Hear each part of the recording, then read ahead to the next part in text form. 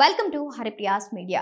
ఈ season big boss house లో అద్భుతమైన ఎంటర్టైనర్ గా నిలిచిన కంటెస్టెంట్స్ ఎవరు అని అడిగితే అది అమర్దీప్ అని చెప్పడంలో ఎలాంటి అతిశయోక్తి లేదు. మొదట్లో గేమ్ ఆడే విషయంలో కాస్త తడబడినా ఆ తర్వాత తన తప్పులను తెలుసుకొని ఎలాంటి మాస్కు లేకుండా అద్భుతంగా ఆడి చివరికి టాప్ 2 కంటెస్టెంట్స్ లో ఒకరిగా నిలిచి రన్నర్ గా మిగిలాడు. 14వ వారంలో ప్రశాంత్తో ఆ చిన్న గొడవ జరగకపోయి ఉంటుంటే అమర్దీప్ ఖచ్చితంగా టైటిల్ గెలిచేవాడని ఆయన అభిమానులు బలంగా నమ్ముతున్నారు. ఇదంతా పక్కన పెడితే అమర్దీప్ మాస్ మహారాజా రవితేజకి ఎంత పెద్ద వీరాభిమాని అనేది మనందరికీ తెలిసిందే.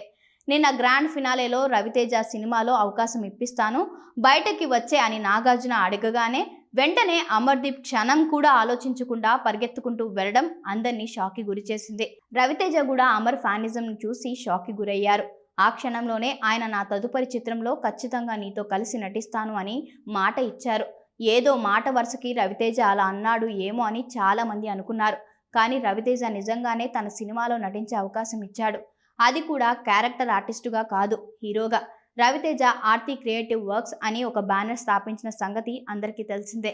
ఈ బ్యానర్ ద్వారా ఆయన తన సినిమాలను మాత్రమే కాకుండా కొన్ని చిన్న సినిమాలను కూడా నిర్మించారు. ఇప్పుడు అమర్దీప్ని పెట్టి ఒక సినిమా తీయడానికి సిద్ధం అయ్యాడట రవితేజ. అందుకు గాను ₹1,00,00,000 చెక్ని కూడా అమర్ ఇంటికి పంపాడట. ఇక్కడి నుండి ఆయన కెరియర్ ఎలా మలుపులు తిరుగుతుందో చూడాలి.